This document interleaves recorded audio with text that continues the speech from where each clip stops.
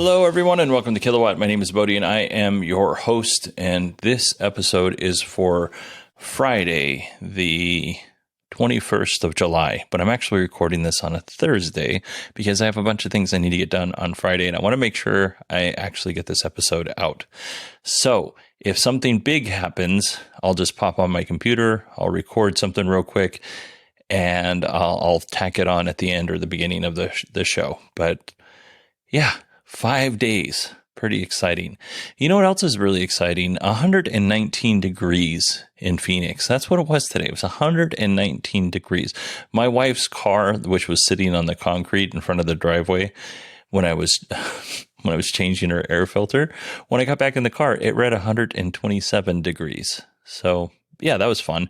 And you might be asking, hey, why didn't you just change it in the garage? Well, it is so uncomfortable in the garage without any air movement. It was more comfortable changing her air filter in the 119 degree heat than the 115 degree garage. So there you go. It's awful. This is what I'm saying. But one thing I noticed is I have the Tesla mobile charger, and I've got that hooked up to a 110 outlet in my garage. And today was the first time I've noticed this happen. Is it didn't seem like it was really charging that much. Like it said that it was charging 5 miles an hour, but really I was getting like 1 mile every 2 or 3 hours. And Blake Check, he's on Twitter under Blake Check. I don't know Blake's last name, but he had done a review and he said when it's really hot in Arizona, he doesn't live too far away from me. When it's really hot in Arizona, that mobile charger does not work great. And I can confirm that.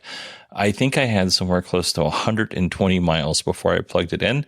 And now I haven't looked recently, like within the last 2 hours, but I was at 111 miles the last time I checked. So hopefully when it cools down, we'll start putting some, electricity back in the car. So I don't know if that's Tesla's, I don't know if that's because it's so hot outside, Tesla's trying to cool those batteries down and condition those batteries, or if it's so hot that charger just can't deal with the heat and it's just not going to work. Or it could be a combination of both. Who knows? If you know, email me, Bodie, BODIE at 918digital.com. I actually signed up to get a quote from Qmerit for installing a level 2 charger in my garage because I can't. If it continues this way, I can't continue to lose charge because I'll be at the supercharger all the stinking time, and I don't want to do that. All right, let's jump into our EV news. California utility company PG&E has opened North America's largest electric bus charging station in Newark, California. The stations are capable of charging 40 e-buses. I think I forgot to write this down, but I think they're charging about 70 kilowatts. But still, pretty cool. Pretty cool if you are needing to charge your e-bus. And I don't know why I'm calling them e-buses because they're electric buses, and that's how I have it written. So let's move on to another story. Magna International said it would invest $790 million to build 3 new supplier facilities, and 2 of those facilities will go on or be located on or at Ford's Blue Oval City campus in Tennessee. The purpose of the facilities will be to support production on Ford's second-generation pickup truck, which I'm all behind. One of the facilities will make battery enclosures. The other one will make polyurethane foam and seats. And you might be asking, well, what about the third facility? Well, that facility will be built in Lawrenceburg, Tennessee, and produce vehicle frames, but we don't know who for. But I'm sure we'll find that out. Production is set to start at all 3 plants in 2025, and it will create over 1,300 jobs for that region. So pretty good. GM is planning on making a cheaper Cadillac in China. It'll be called the Cadillac Optic. It'll be an SUV. And by cheaper, I mean it'll be cheaper than the Cadillac Lyriq, which is still not a super cheap car. This comes from a filing that GM made with regulatory authorities in China. The vehicle, called the Optic, OPTIQ, will be slightly smaller than the Lyriq. At this time, all versions, which there's only 2 versions of this, fantasy car that we're talking about here, will be single motor, and battery packs will come from CATL and SAIC. We don't really have many more details than what I've already told you. We do know that the Cadillac Lyriq in China starts at $52,443, so it's safe to say the Optic will start less than that. This next story is really cool. An Idaho National Laboratory intern, Jake Guerdy, has developed a new tool that may improve security of EV charging. It's called AcCCS, or AcCCS. It combines hardware and software, and it emulates the communications between the EV and the fast charger. So AcCCS allows researchers to look for vulnerabilities in EVs and in charging stations and when they're communicating. The hardware includes a charging port and a cable that can be plugged directly into the charger. When the device is plugged into the EV, power does not flow to the vehicle.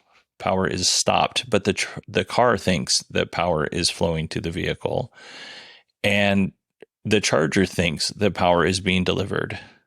Up until this point, tools to do research, like security research on these devices, have been limited and they've been expensive. So this solution allows researchers to find vulnerabilities and patch them before bad guys exploit them. So this is great. This could also help set up best practices for the EV industry. So overall, very cool. And very rarely do I read a story where I'm like, you know what, I have to have this person on my show. I'm going to reach out to Jake and see if he wants to come on the show. If you know him, give him a little nudge. I'll try and contact him. Moving on, Tesla has started selling EVs in Malaysia. And when I say started selling, you can now configure your EV in Malaysia. And this is really good news. But according to the stats for this show, no one who listens to the show lives in Malaysia. So if the stats are wrong, let me know. Oh, man, this next story is a bummer. And I honestly apologize about having to put it in here because it's sad. The National Highway Transportation Safety Administration confirmed that it is investigating a crash that involved a 2018 Model 3. According to the article written by Stephen Loveday of Inside EVs, the Model 3 may have had the advanced driver assist system engaged at the time of the accident. So this accident occurred in Lake Tahoe on the California side. It killed a 17-year-old driver of a Subaru Impreza and a 3-month-old infant who was in the Tesla. There were other occupants in the Tesla, but they had mild injuries and survived. Like I said, the story is really sad, and I feel bad for everyone involved. And depending on where it was in Lake Tahoe, those roads can be very tricky. I don't think I would trust autopilot or full self-driving on those roads up around the lake, especially when you're on the California side. And I'm going to call it the backside of the lake as you're driving away from all of the casinos and resorts and stuff. That road is windy and high. Just overall a very sad story. Now I'm not sure where to go with this.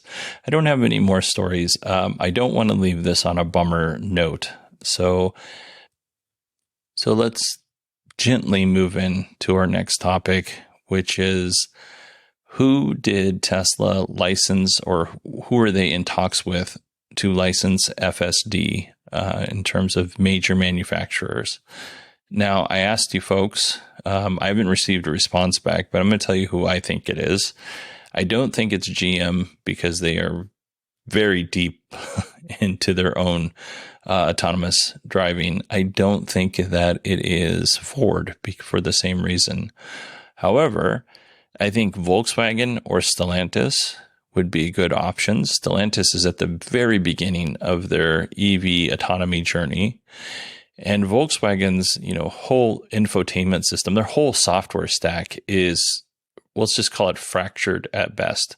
So out of those two, I think it's more likely going to be Volkswagen, but I could also see it being a luxury brand. Mercedes-Benz just adopted the NACS adapter, so maybe it's Mercedes.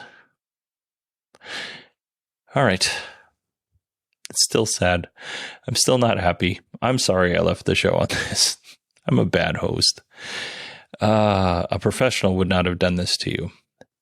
So let me say, thank you very much for listening to all of the shows this week. Thank you very much for emailing me. Got a lot of emails over the last couple of days, and I'm still working through the backlog. But I appreciate each and every one of you. Hope you all have a wonderful weekend, and I will talk to you